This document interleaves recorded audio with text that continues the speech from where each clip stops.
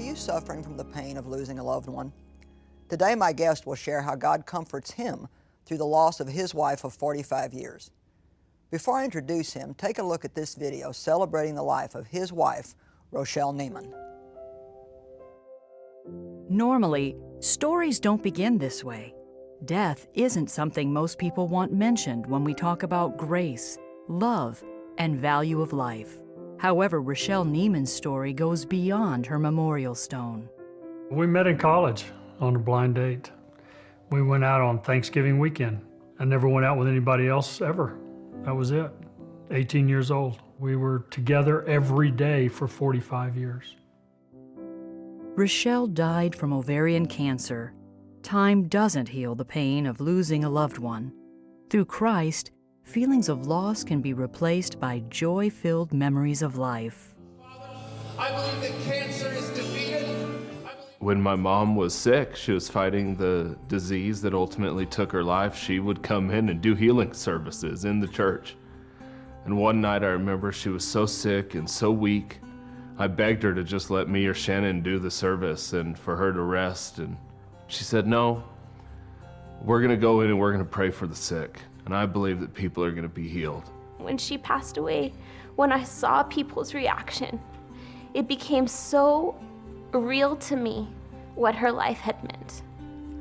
And it's been in this time that I've come to understand how incredible it is when you recognize that you can live your life in a way that really makes a difference, that really impacts people. Since she's passed away, I've learned of all these school tuitions we paid for, these rents we paid for, these car payments we made, prescriptions we paid for, glasses for kids that we bought. For weeks and weeks, we just heard stories after story after story of how she just touched so many people, just over and over again, of how my mom intervened in people's lives to help them get through things. And at the end of the day, the story was that she gave grace. Rochelle passed away on December 30th, 2012.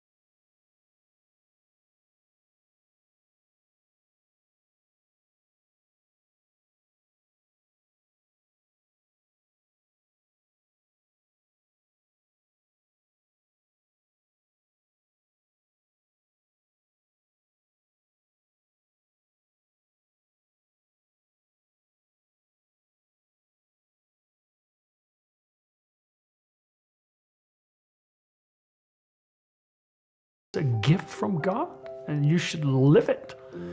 And the girl lived it. Death. It isn't something most people want mentioned when we talk about grace, love, and value of life. However, Rochelle's story goes far beyond her memorial stone, to the school she started, the church she helped build, the family she loved, and the individual she continues to inspire. A Christ-centered life means death isn't the end. It's part of the process of life. The Neimans don't ignore the pain of their loss, but they choose to celebrate and honor the way she lived.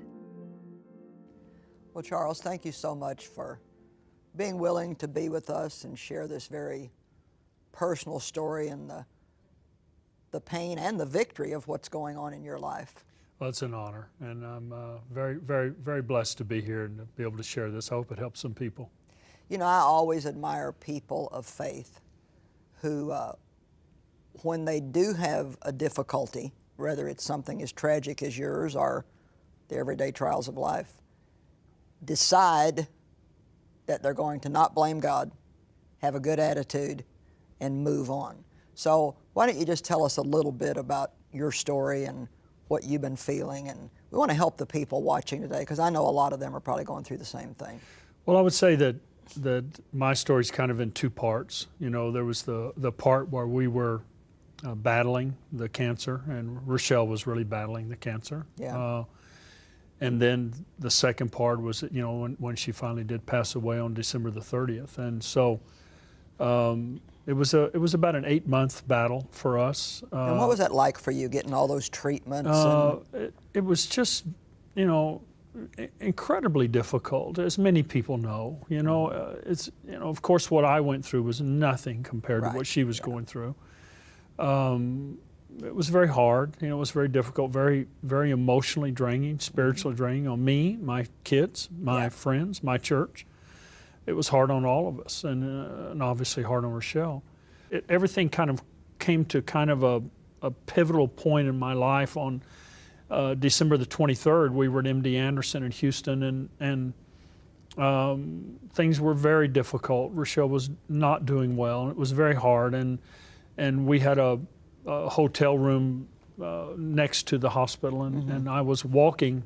I left her room to go take a shower for a minute, and I'd already settled in my mind that we were going to spend Christmas by ourselves there, and because our family was all back in El Paso. My daughter was a week away from having her baby. She couldn't travel anymore. And my son was doing all of our Christmas services, and so I had to be there with her. And I was walking back, and there was a sky bridge there, and I sat down on that sky bridge, and I felt, for the first time, Joyce, in the whole 8-month process, I felt overwhelmed. I just was kind of come to the end of myself. And I was sitting on that sky bridge, and I began to pray, and I really believe that I began to make, the Holy Spirit began to make intercession through me. Yeah.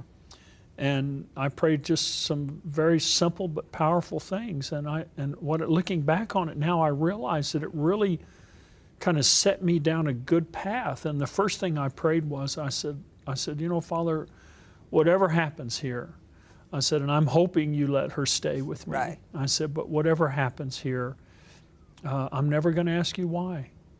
I'm never going to question why. I'm never going to ask you why. And I never thought of that. It just kind of came out, and I heard it. And then I said, unexpecting that I would say this, I said, because what happens here is not about me and you. It's about you and her. I said, and whatever happens is between you and her. We do try to get into things very frequently that really, to be honest, really just are not any of our business, because there are personal things between an individual and God. And certainly, she probably drew very, very extremely close to God. She did. During that time of discomfort that she was going through. She did. And I try to share with people all the time just the uselessness of having to know why about something that you're just not going to understand. There are things in God that we just don't understand. There are mysteries in God that we don't understand. And a large part of our trusting God and our believing in God and our relationship with God is not just for when we get things the way we want them, but when things happen that we don't understand. Yeah, you know, I think that there's a scripture in Psalms, I don't remember exactly where it was, you know, where David said, I don't concern myself with things too wonderful for me. Yes, I'm familiar with that. And I quit concerning myself with that. It's not literally, the second thing I prayed was, this is none of my business. This is about you and her. Yeah. I did say to the Lord that day on the cross bridge, I said, I just want you to know, in case you don't know, that if she passes away, you're going to have to explain this to her. I said, because she's not going to come in there willingly. Yeah, I heard you say that on a teaching tape I was listening to, that St. Peter probably had to pull her in because she really wasn't wanting to go. Come out and explain this to her at the gate, you know. So, and the second thing I said that night was, you know, she's always been your daughter. And you loaned her to me as my wife, but she's always been your daughter, and she'll always be your daughter. And you know, that just brought for me a lot comfort of peace. for people, something that's coming up in my heart is I'm sure that there are people watching right now that thought, well, if I would have known that my loved one was saved, I could be more comforted. And but I just kind of feel led to tell you that, you know, you don't really know what happens to a person in the last few seconds of their life.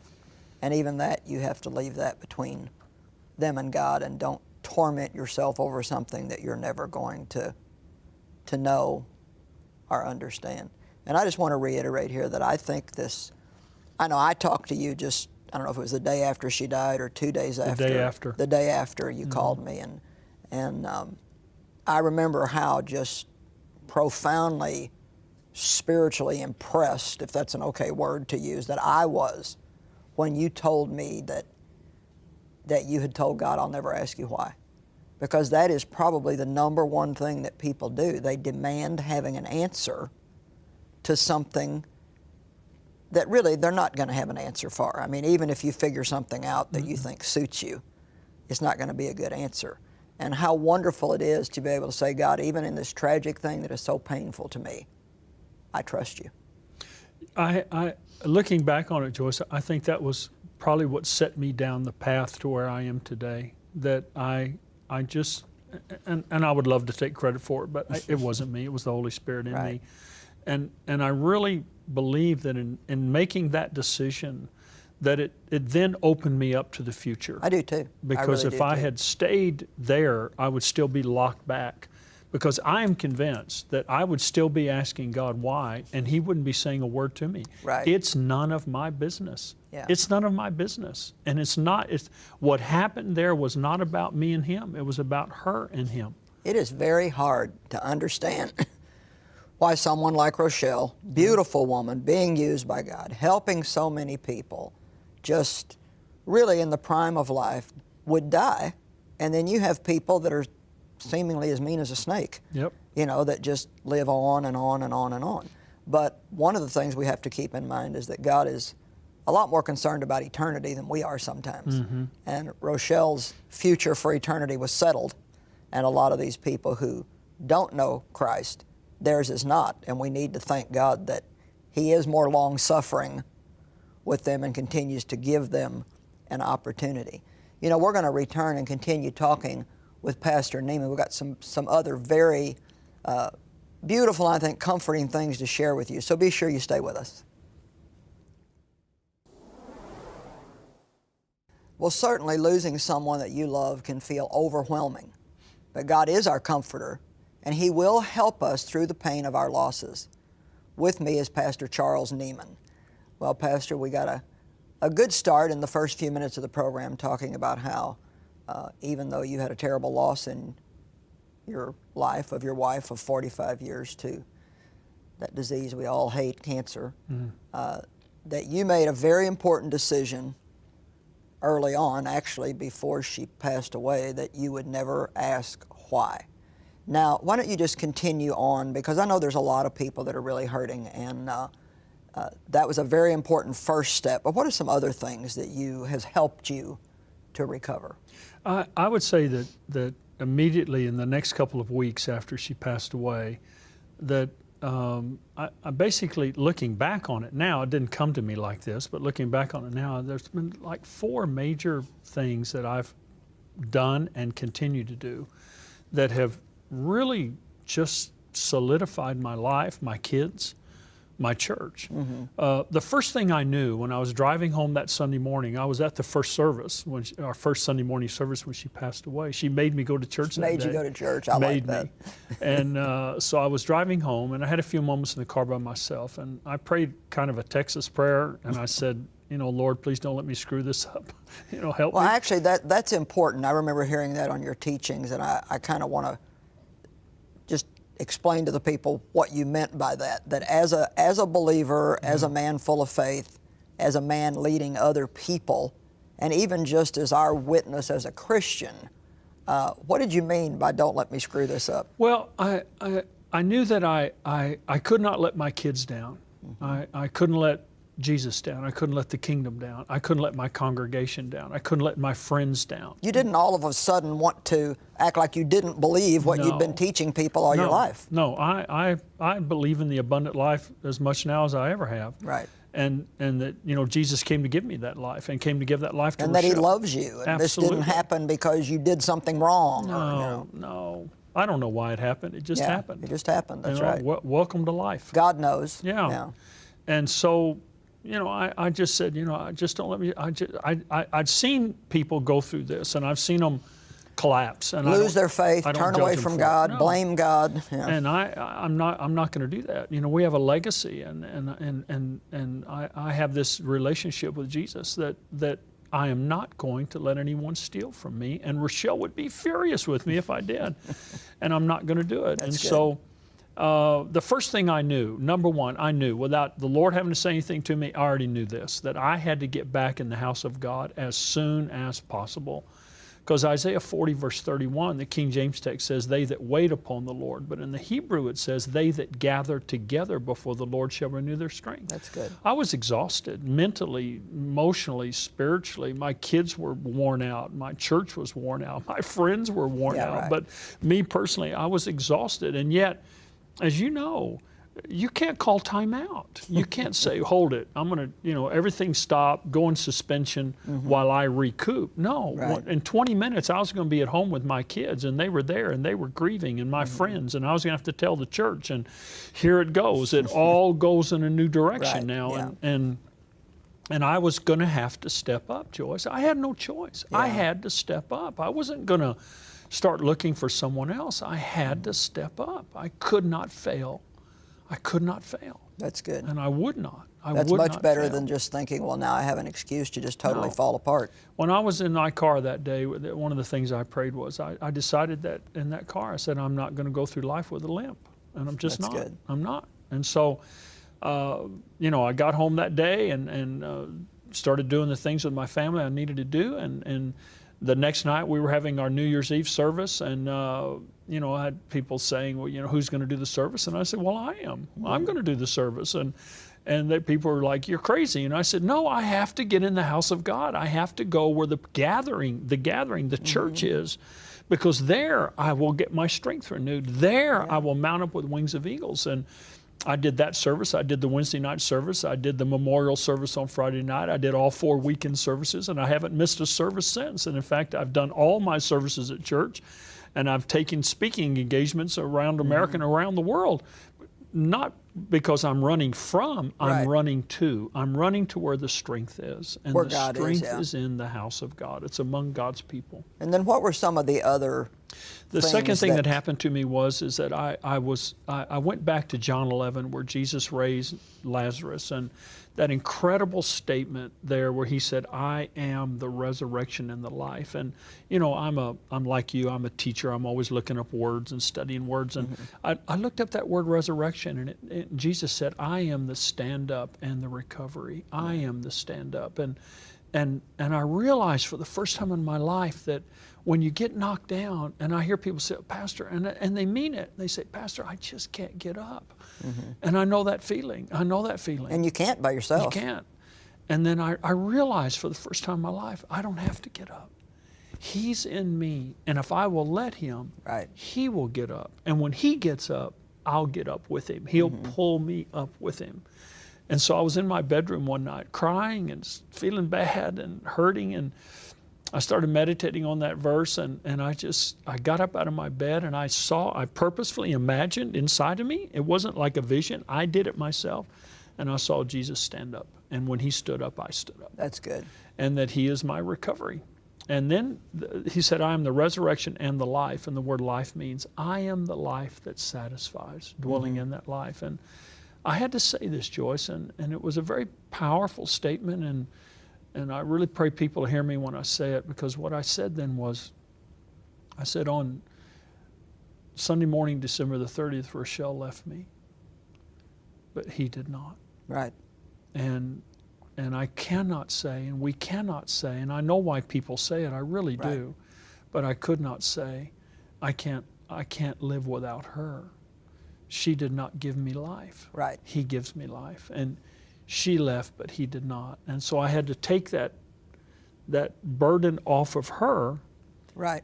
that she was the one that I live for, and I had to put it on him because he's the one that he's the life that satisfies. And I think people even have to be careful about developing a mindset as the years go by that, well, my kids are my life, or my spouse is my life, or my ministry is my life, or my business is my life, because none of those are our life. They're part of the life that God gives us, but He is our life.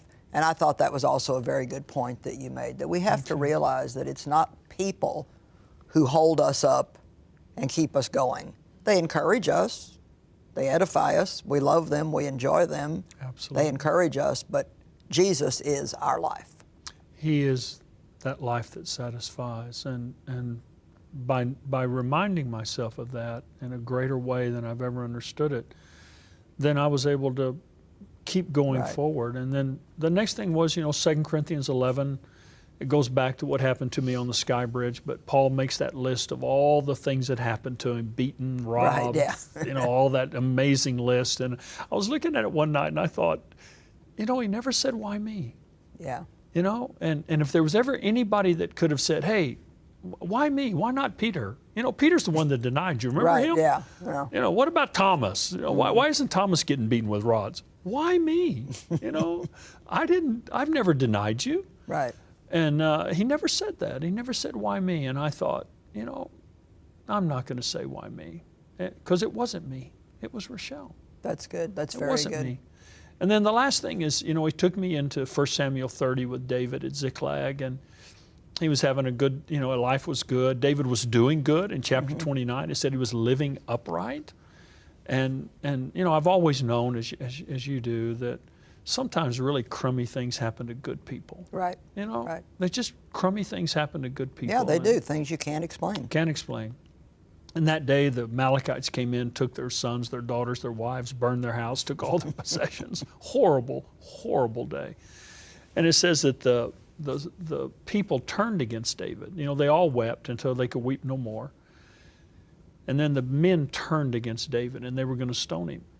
And it says, because the hearts of all the men became bitter. Right. And Joyce, I knew from personal life experience the danger of bitterness. And there's two negative human emotions that are spoken of as having a root. One is the love of money, the other one's bitterness. Yeah. And roots, as we know, you plant a tree in the backyard and the roots come up in the front yard. Yeah. And I've seen bitterness start in an area of life where people can justify it. They can justify it, totally justify their bitterness. But 10 years, 20 years, that bitterness is spread into every area of their life. The dictionary defines bitterness as intense hostility. Right. And people become hostile, they become angry, and Mean. they begin to take it out. And you end up 15, 20 years, nobody's around you anymore. Nobody wants to be there. They still love you, but they don't want to be around you anymore. And I think David saw that, I saw that, and I've had guys ask me, say, how are you dealing with bitterness? And I said, I don't have anything to be bitter about. That's good. This didn't happen to me. It happened to Rochelle. I wasn't the one that went to the treatments. I wasn't the one that That's good. had the surgery. I wasn't You're the not one the one that that's was, not here anymore. Yeah, I'm still here with my grandkids, with Yeah. my family, with my friends, with my church. I'm still here. Although I bet she's happier than we are today. I hope so. I'm sure in the presence of God that she's happier than we she's are. dancing like crazy. Well, sadly, Charles, we're running out of time here, so I want to just Okay. make a couple of comments here to bring comfort to the people that are watching. God is a God of justice. And I love that aspect of God's character, that no matter what unjust thing may have happened to you or like you, if you will keep the right attitude and not get bitter, not say why me, not get into why, God will bring justice in your life. I can promise you. It's another way of saying God will make it up to you. I was abused in my childhood, and God has so made it up to me. And I've already heard you say a couple times that some really great things have happened to you. Just God's way of showing, I'm gonna make this up to you. I'm gonna help you. Charles, thank you so much for being with us today. My pleasure. We Thanks appreciate for having it. me. And Thank you. thank you for being with us today. We hope the program has helped you. God bless you.